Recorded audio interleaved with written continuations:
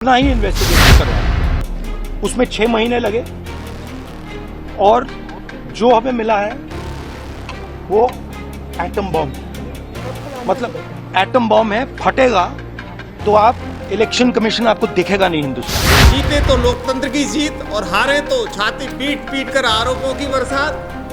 आखिर कब तक? मैं राहुल जी से कहना चाहूंगा बहुत विनम्रता के साथ, अगर आपके पास सबूतों का एटम बम है तो उसका परीक्षण तुरंत कर डालिए।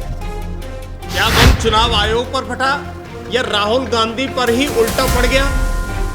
आखिर ये एटम बम कैसे सुतली बम निकला? फेक एड्रेसेस कर रहा है, संसद का मानसून सत्र ठप है। अध्यक्ष महोदय बार बार कह रहे हैं जनता के मुद्दे कैसे उठेंगे।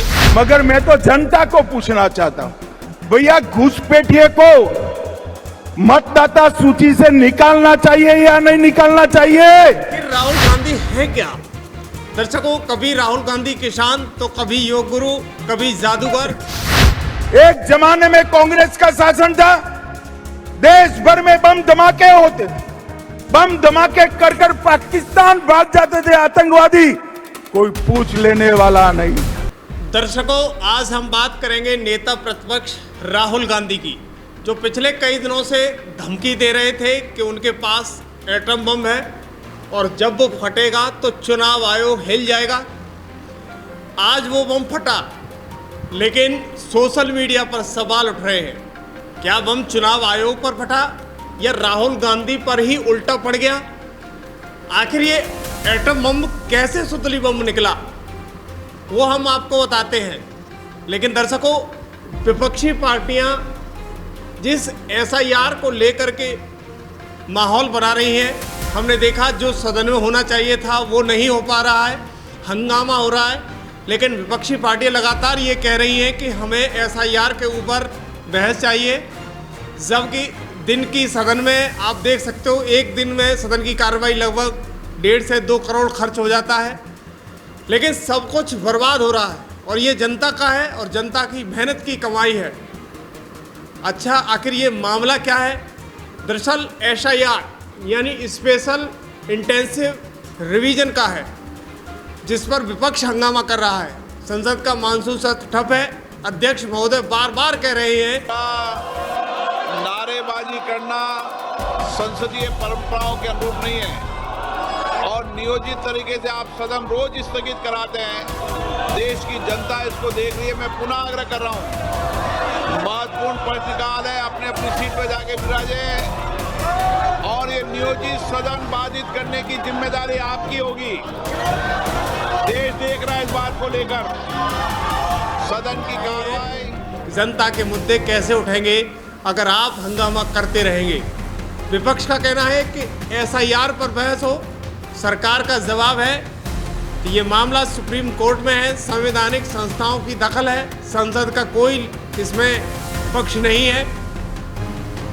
लेकिन राहुल गांधी कहते हैं कि हमारे पास एटम बम है, उसको फोड़ दिया है। दर्शकों, राहुल गांधी ने एटम बम फोड़ दिया है। लेकिन अब राहुल गांधी से चुनाव आयोग ने इस खुलासे पर जवाब मांग लिया है, शपथ पत्र मांग लिया है। उन्होंने कहा कि राहुल गांधी जी, हाई कोर्ट क्यों नहीं जा रहे हो? चुनाव से पहले बताएं। भाई साहब, ये लगता है कि चुनाव आयोग गलत है तो आपको कोर्ट जाना चाहिए और उसके प्रमाण है तो चुनाव आयोग को देने चाहिए। अब हमारे पास ओपन एंड शट प्रूफ है कि इलेक्शन कमीशन वोट चोरी में इन्वॉल्व है और मैं लाइटली नहीं बोल रहा हूं, मैं 100% प्रूफ के साथ बोल रहा हूं, ठीक है? और आप सबको पता लग जाएगा, जैसे ही हमने ये रिलीज किया पूरे देश को पता लग जाएगा कि इलेक्शन कमीशन वोटर चोरी करा रहा है। किसके लिए करा रहा है? किसके लिए करा रहा है? बीजेपी के लिए करा रहा है। ओपन एंड शट है, नो क्वेश्चन। हमें मध्य प्रदेश में सस्पिशन था, लोकसभा में सस्पिशन था, महाराष्ट्र में वो थोड़ा आगे गया, स्टेट लेवल पे हमें लगा कि यहाँ पे चोरी हुई है, वोटर एडिशन हुआ था, 1 करोड़ वोटर्स ऐड हुए थे। फिर हम थोड़ा डिटेल में गए, हमने कहा देखो अब इलेक्शन कमीशन तो मदद नहीं कर रहा है, तो थोड़ी ग्रैन्युलैरिटी में जाना है, गहराई में जाना है। तो हमने अपना ही इन्वेस्टिगेशन करवाया, उसमें 6 महीने लगे और जो हमें मिला है वो एटम बॉम्ब, मतलब एटम बॉम्ब है, फटेगा तो आप इलेक्शन कमीशन आपको दिखेगा नहीं हिंदुस्तान। दर्शकों, आखिर राहुल गांधी है क्या? कभी राहुल गांधी किसान, तो कभी योग गुरु, कभी जादूगर, तो कभी बड़े गैंग के सरदार, तो कभी एक तरफ आलू डालो और एक तरफ सोना। आखिर राहुल गांधी क्या है? क्या है इनके पास? पूरा ब्रह्मांड का ज्ञान इन्हीं के पास है। जीते तो लोकतंत्र की जीत और हारे तो छाती पीट पीट कर आरोपों की बरसात। आखिर कब तक? और अब तो खेल शुरू होने से पहले ही नतीजों पर रोना शुरू कर चुके हैं। बिहार में चुनाव हुए नहीं, जब तक रिजल्ट नहीं आया गड़बड़ी के आरोप लगाना शुरू कर दिया है।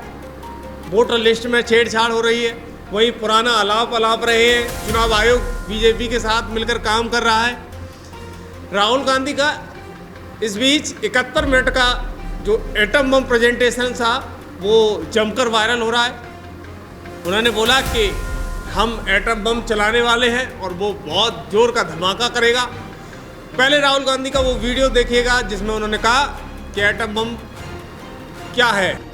अपना ही इन्वेस्टिगेशन करवाया, उसमें 6 महीने लगे और जो हमें मिला है वो एटम बॉम्ब है, मतलब एटम बॉम्ब है, फटेगा तो आप इलेक्शन कमीशन आपको दिखेगा नहीं।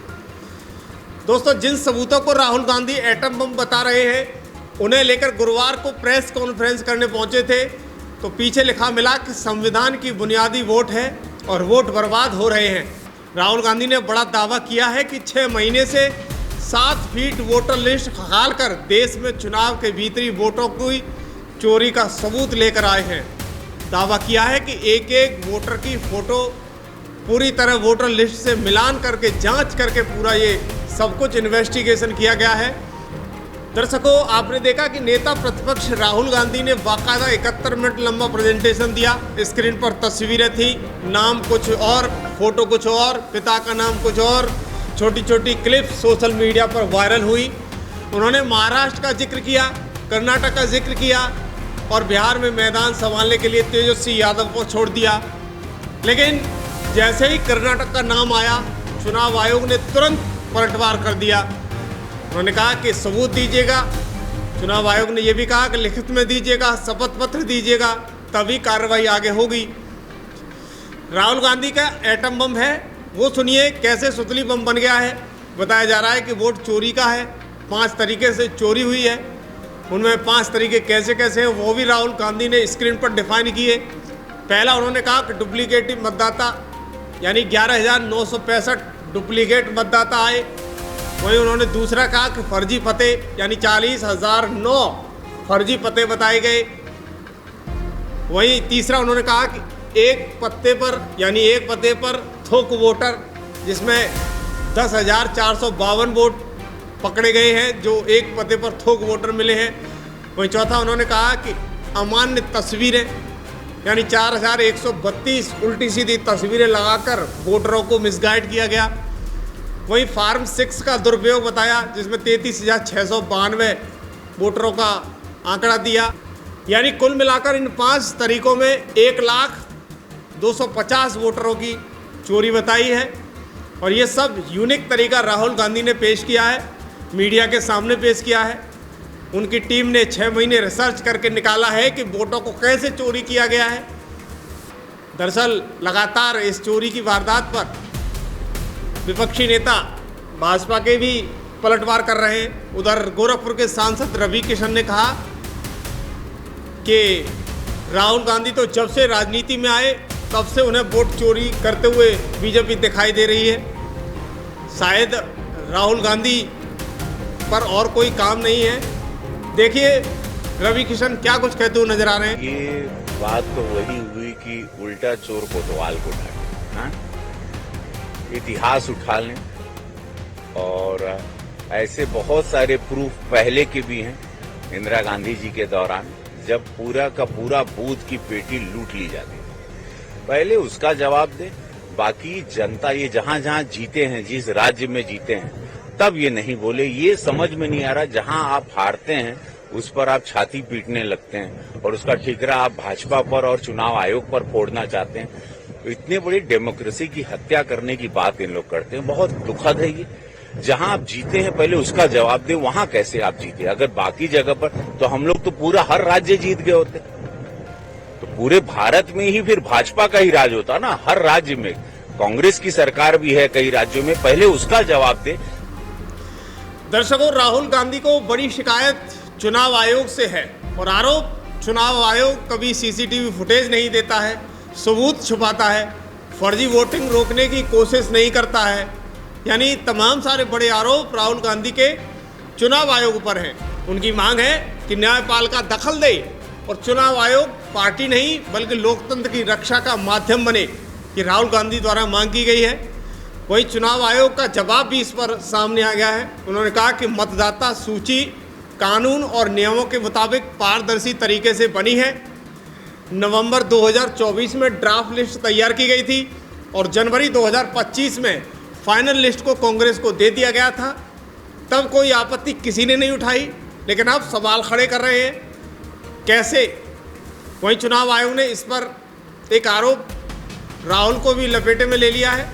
उन्होंने कहा कि चुनाव आयोग का इस पर सीधा साफ संदेश, 8 अगस्त तक नाम, पार्ट नंबर, सीरियल नंबर के साथ हलफनामा दो, वरना कानूनी कार्रवाई आपके खिलाफ हो जाएगी। और साफ है कि चुनाव परिणाम को सिर्फ हाई कोर्ट में चुनौती दी जा सकती है, न कि अन्य किसी जगह पर। दोस्तों, इस पर बीजेपी भी पलटवार होती चली जा रही है।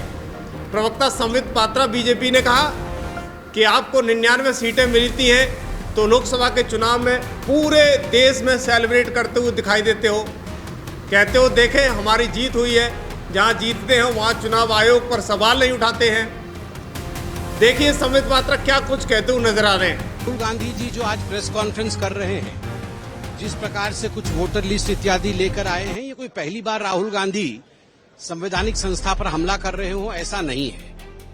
मगर प्रश्न उठता है कि जिन राज्यों में इनकी जीत होती है, तेलंगाना में जीत हुई, कर्नाटक में जीत हुई, हिमाचल प्रदेश में जीत हुई, झारखंड में इनके अलायंस की जीत हुई, क्या एक बार भी आपने देखा है कि राहुल गांधी वहां के वोटर लिस्ट को पकड़कर आकर आपके सामने प्रस्तुत कर रहे हैं? एक बार भी उन्होंने उन वोटर लिस्ट को पकड़कर आकर प्रेस कॉन्फ्रेंस नहीं किया है जिन राज्यों में उनकी जीत हुई थी पहले या अभी हाल फिलहाल में उनकी जीत हुई है। तो स्वाभाविक रूप से ये एक तरह से नाच न जाने आंगन टेढ़ा पॉलिटिकल चुनाव किस तरह। दरअसल इस पर सांसद किरण रिजिजू का भी बयान सामने आया है। उन्होंने कहा कि कल सुप्रीम कोर्ट, आज चुनाव आयोग, अगला निशाना कौन होगा राहुल गांधी का, क्योंकि एनजीओ की स्क्रिप्ट पढ़कर आरोप लगाते हैं, जबकि एसआईआर पारदर्शिता का बढ़ाना यानी बढ़ने का कदम है। दोस्तों, जनता का सवाल है, अगर चुनाव आयोग पक्षपाती है तो कांग्रेस 99 सीट कैसे जीत गई? क्योंकि कर्नाटक में अपनी सरकार होते हुए भी फर्जी वोट कैसे जुड़ गए? लिस्ट समय से मिलने के बाद भी आपत्ति क्यों नहीं जताई? संसद का समय लोकतंत्र बचाने के लिए खर्च हो रहा है या राजनीति को चमकाने के लिए? ये तमाम सारे जनता के सवाल विपक्षी नेताओं के लिए खड़े हो रहे हैं। तो राहुल गांधी का एटम बम फटा, लेकिन उसमें धमाका ज़्यादा नहीं हुआ बल्कि धुआं निकला। ये आप बताइए, क्योंकि चुनाव आयोग को ललकारना, बीजेपी पर हमला बोलना और अपील करना सब कुछ हो गया, लेकिन सवाल वही, क्या ये लोकतंत्र की लड़ाई है या 2029 की तैयारी? क्योंकि असली जंग तो बैलेट बॉक्स में होगी, वहाँ सिर्फ भाषण नहीं, जनता का फैसला चलेगा। दर्शकों, आपका क्या मानना है? ये सच में लोकतंत्र की रक्षा की लड़ाई है या सिर्फ चुनावी नौटंकी है? कमेंट में जरूर बताइएगा। और कल नेता प्रतिपक्ष ने फिर से एक अनर्गल बयान दिया है और उन्होंने कहा है कि चुनाव आयोग द्वारा वोट चोरी को लेकर उन्होंने सबूतों का एटम बम तैयार किया है, जो उनके पास है और किसी के पास नहीं है। ऐसा एटम बम उन्होंने तैयार किया है जो कि वह केवल उनके पास है और किसी के पास नहीं है। मैं राहुल जी से कहना चाहूंगा बहुत विनम्रता के साथ, अगर आपके पास सबूतों का एटम बम है तो उसका परीक्षण तुरंत कर डालिए। एटॉमिक टेस्ट तुरंत हो जाना चाहिए। सारे सबूत जनता के सामने रखिए, सारे सबूत जनता के सामने रखिए। मगर सच्चाई यह है कि उनके पास न कोई तथ्य है, न सबूत है। सनसनीखेज बातें करना उनकी पुरानी आदत है।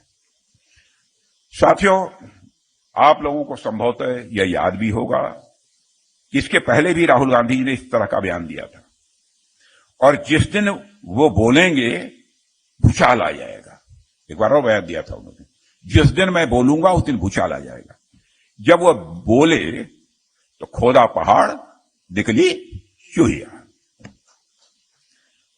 मैं तो राहुल जी से यही कहूंगा कि जल्दी से जल्दी एटम बम फोड़ दीजिए, विलंब मत कीजिए।